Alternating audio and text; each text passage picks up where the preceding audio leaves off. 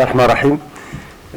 Monsieur Mourit, vous êtes là aujourd'hui pour soutenir votre doctorat sous le thème d'évaluation de la qualité du système de gestion des déchets médicaux et pharmaceutiques solides et des eaux usées, cadre de l'hôpital Messina de Rabat. Travail fait sous la direction de monsieur le professeur Mimoun Zoudi. Et donc, ce travail va être jugé par vous maîtres ici présents, Madame le professeur Wafa Chmar Fihri, Madame le professeur Mariama Chadli et Monsieur le professeur Abdelkrim Filali Moltov. Donc, avant de commencer la discussion de ce travail, veuillez nous donner donc un bref résumé de votre travail. Honorable assistance, je suis ravi de vous présenter un exposé intitulé Évaluation de la qualité du système de gestion des déchets médicaux et pharmaceutiques solides et des eaux usées au niveau de l'hôpital Ibn Sina. L'exposé dont j'ai l'honneur de vous présenter s'articule autour de 3 parties essentielles, à savoir introduction, matériel et méthode, résultats et discussions, et nous allons achever par une conclusion. Dans l'introduction, la question qui se pose: pourquoi doit-on gérer nos déchets? Les déchets polluent l'environnement. Les déchets gaspillent les ressources naturelles. Les déchets produisent des gaz à effet de serre, ce qui provoque un réchauffement climatique. Ce réchauffement climatique est dû en grande partie à l'augmentation des déchets dont les déchets hospitaliers font partie. C'est la raison pour laquelle les établissements de soins se sont intéressés dans un premier temps à la gestion des déchets solides, mais depuis plusieurs années, la prise en charge des déchets liquides est devenue une préoccupation majeure vis-à-vis de la prévention des risques et du développement durable.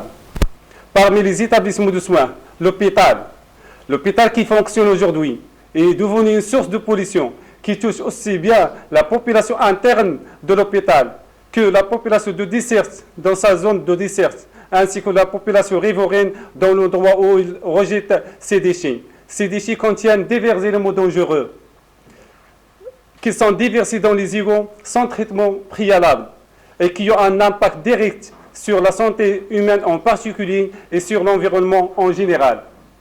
Et à partir de ça, nous avons ressorti 2 matrices, la matrice physico-chimique et la matrice microbiologique, pour savoir quand on est-il de la masse critique des rejets hospitaliers dans la période estivale et qui va directement déverser dans les égouts de la région Rabat-et-Mara et qui va directement être alimenté par alimenter les plages mitoyennes.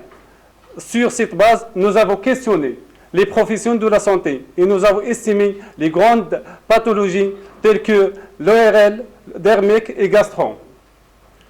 D'après la statistique, dans le monde, les études antérieures ont montré que les maladies d'origine hydrique pourraient causer 529 000 décès supplémentaires en 2050.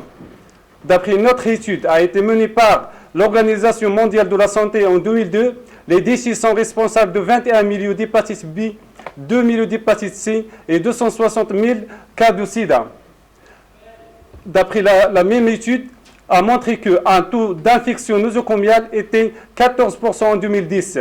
Et enfin, 64% des établissements de soins n'éliminent pas correctement leurs déchets.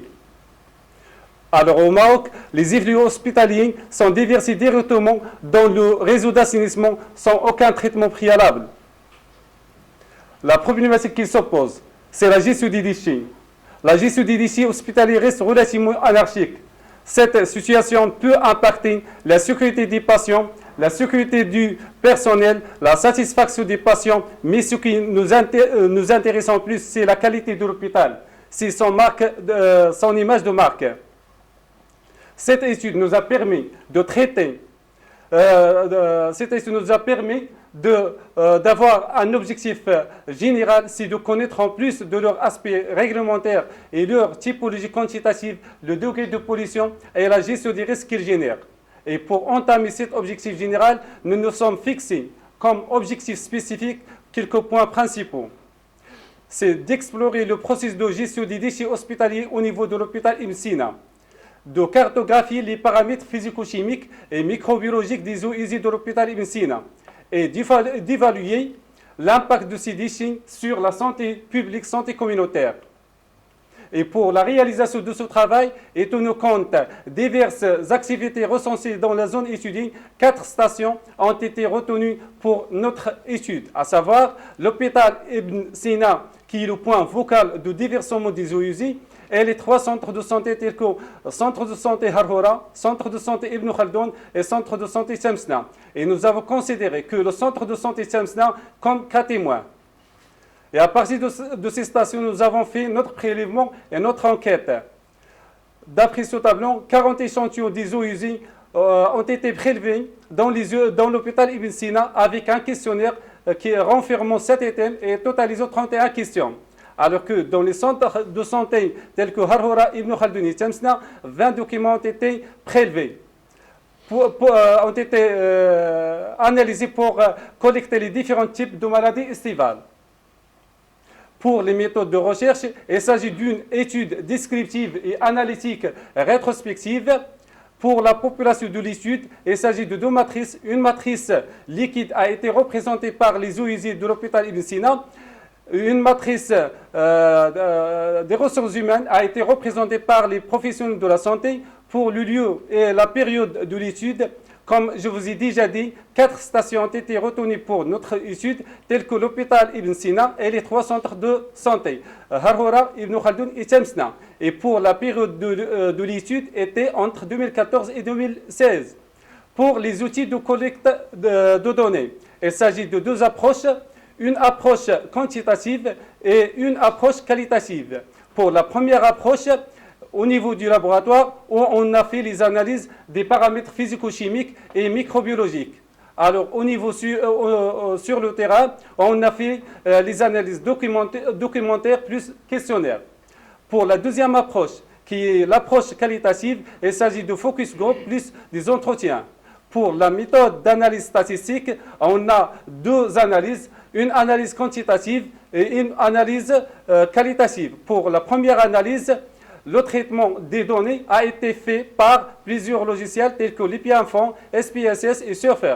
Alors que pour la deuxième analyse, qui est qualitative, le traitement a été fait par une analyse manuelle de contenu. Et enfin, pour les considérations éthiques, il s'agit de 2 catégories, à savoir le consentement des participants, quoi que ce soit des médecins ou infirmiers. L'anonymat et confidentialité des données personnelles ont été bien respectés. Pour les éléments qu'on a étudiés, il s'agit de 16 éléments, de sorte que 12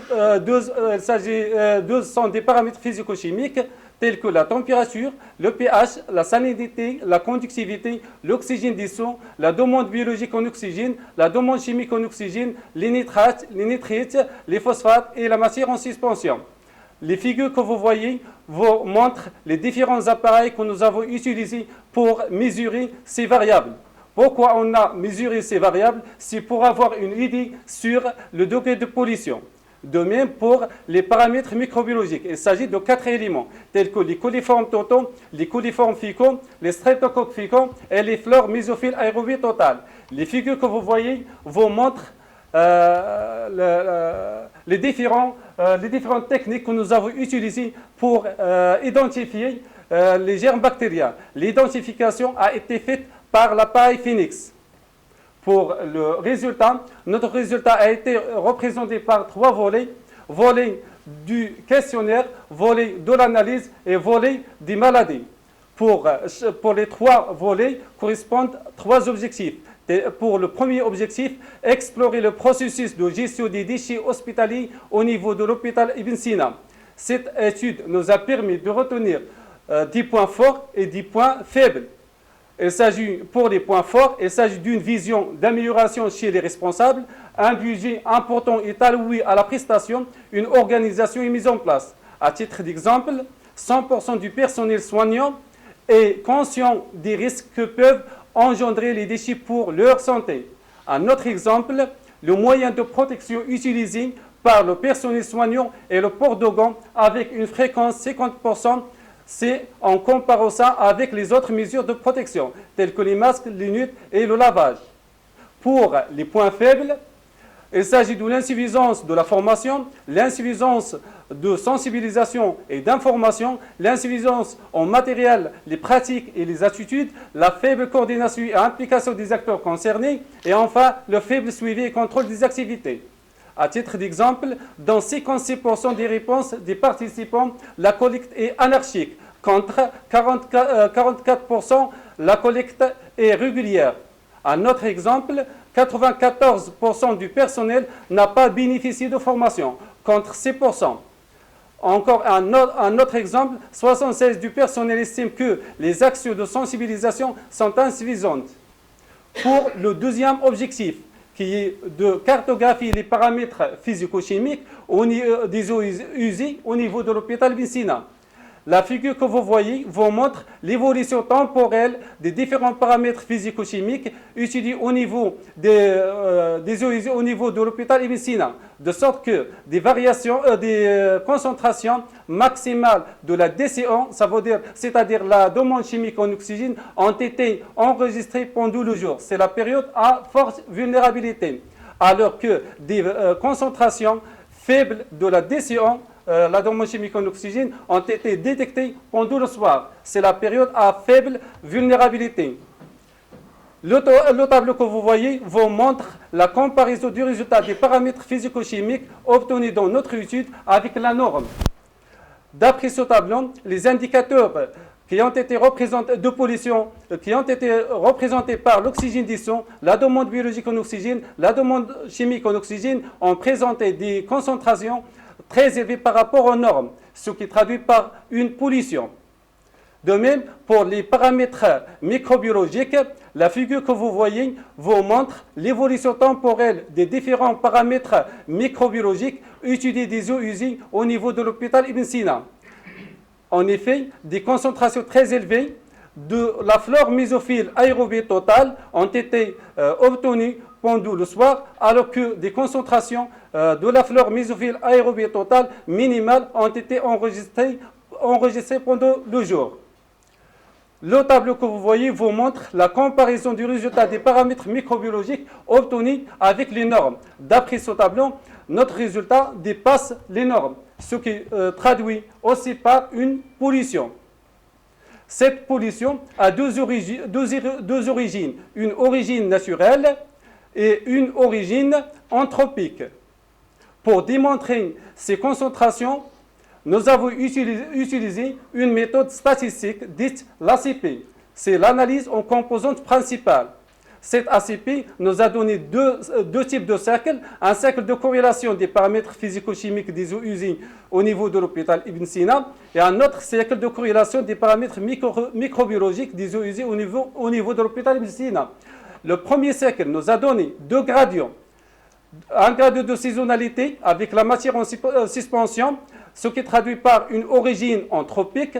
Alors, l'autre gradient, c'est un gradient de minéralisation qui a été représenté par la demande biologique en oxygène, ce qui reflète une origine naturelle.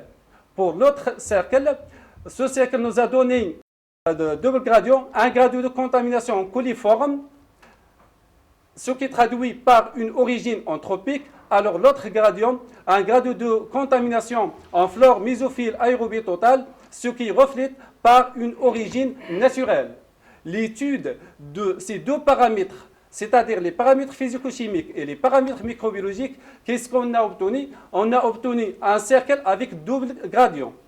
Un gradient thermique combiné à la matière en suspension, ce qui reflète une origine matière organique, et un autre gradient, un gradient de minéralisation qui est combiné à la flore mésophile aérobie totale, se traduit par une origine sanitaire. Cette contamination s'est traduite par certaines maladies, telles que les gastroentérites, les diarrhées, les vomissements, l'asthme, l'allergie, les bronchites, les angines, les conjonctivites, les otites, les dermatoses et les piqûres. D'après cette figure, les dermatoses et les bronchites ont présenté des fréquences relatives très élevées par rapport aux autres types de maladies.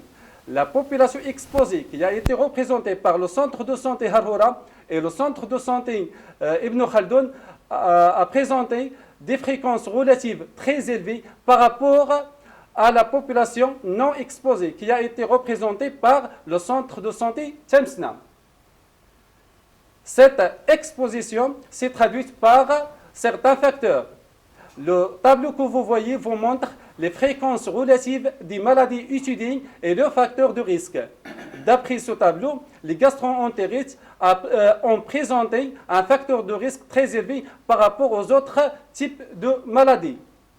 La conclusion qu'on a tirée, c'est que par cette étude, nous répondons aux questionnements de départ et nous atteignons nos objectifs spécifiques qui sont deux. Explorer le processus de gestion des déchets hospitaliers de l'hôpital Ibn Sina.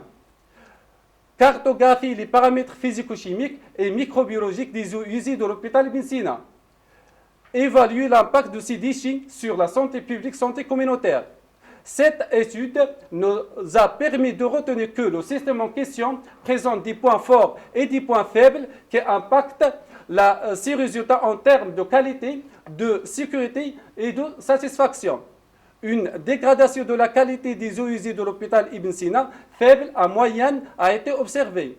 La présence de bactéries biorésistantes telles que Escherichia coli et Staphylococcus aureus dans les eaux usées de l'hôpital Ibn Sina. Les maladies infectieuses d'origine hydrique, telles que les gastro-entérites et dermatoses, sont plus fréquentes chez la population exposée.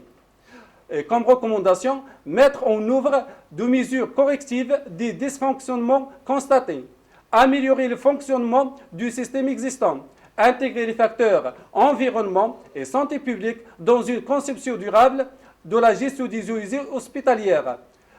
Comme étude complémentaire, approfondir et à grande échelle des études similaires sur les besoins et les attentes des personnels, leur rapport à la gestion des déchets. Proposition pour l'action.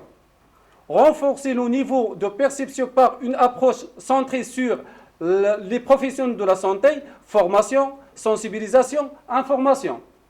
Améliorer la qualité de la gestion des déchets, accompagner, valoriser et motiver les professionnels de la santé impliqués dans la gestion des déchets. Notre travail a été publié dans des journaux bien indexés. Le premier article a été publié dans World Journal of Pharmacy and Pharmaceutical Sciences. Le deuxième article a été publié dans Journal of Chemical and Pharmaceutical Research. Et le troisième article a été publié dans Journal of Medical Laboratory and Diagnosis. Merci pour votre attention. Merci, Monsieur Moritz, pour la qualité de votre exposé, donc, qui relate un petit peu cette problématique de santé publique, la gestion de déchets. Votre travail qui s'est articulé sur l'analyse de 3 volets, comme vous l'avez cité dans votre exposé. C'est l'exploration du processus de gestion des déchets hospitaliers, surtout donc, au niveau de l'hôpital Ibn Sina, avec la constatation de points faibles et de points forts, comme la conscience de personnel de santé, que ce soit les médecins ou les infirmiers, sur cette problématique. Ils sont conscients comme quoi donc, il faut bien gérer ces déchets. Et il faut utiliser des gants pour éviter la contamination. Et quand même, il y a des points faibles sur la formation, la sensibilisation et l'éducation du personnel. Donc je pense qu'il faut travailler dans ce sens. Le deuxième volet, vous avez cartographié donc, les différents paramètres physico-chimiques et microbiologiques en insistant sur l'analyse de certaines bactéries, le coliformes totaux, fécaux, les streptocoques focaux et donc certaines d'autres bactéries, et l'étude aussi de certains de leur profil de résistance. Donc vous avez constaté que comme quoi il y a donc des bactéries qui sont très résistantes, notamment les Escherichia coli et les Staphylococcus.